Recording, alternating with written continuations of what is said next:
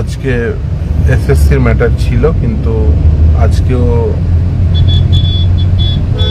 একটি ট্যাক্সের ম্যাটার, যেটা এর আগের দিনও ছিল, সেটি আজকে ছিল এবং সেটি কন্টিনিউ করছে। পরে আগামী 24শে সেপ্টেম্বর 1 নম্বর আইটেম হিসেবেই এসএসসির ম্যাটারটি থাকবে। আশা করি সেদিন হিয়ারিং হবে।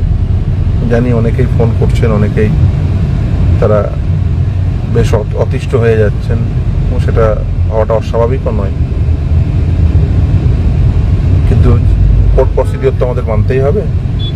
ফলে খুব স্বাভাবিকভাবেই আগামী 24শে সেপ্টেম্বর যে শুনানি রেখেছে সুপ্রিম কোর্ট, আশা করি সেদিন শুনানি হবে। আশা ছাড়া তো এই সিস্টেমে অন্য কিছু করা যায় না, ফলে সেটাই করতে হবে এবং আশা করব যে আমরা সুবিচার পাবো। দীর্ঘদিন ধরে এই মামলা,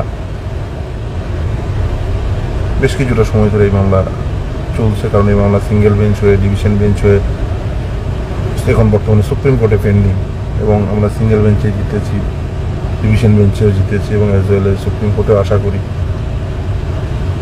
যারা বঞ্চিত হয়েছিলেন তাদের পক্ষে রায় যাবে বলে আশা করছি। যেভাবে দীর্ঘদিন ধরে বঞ্চিত রয়েছেন যোগ্য ছেলেমেয়ে, এবং আমরা আশা করব যে বঞ্চিত ছেলেমেয়েরা যে দিন থেকে বঞ্চিত হয়েছে সেই দিন থেকে তারা যেন সমস্ত রকম বেনিফিট পায়, চাকরিগত বেনিফিট সহ অন্যান্য সমস্ত রকম বেনিফিট যারা তারা যাতে পায়। আশা করব যে সেই অধিকার তারা ফিরে পাবে।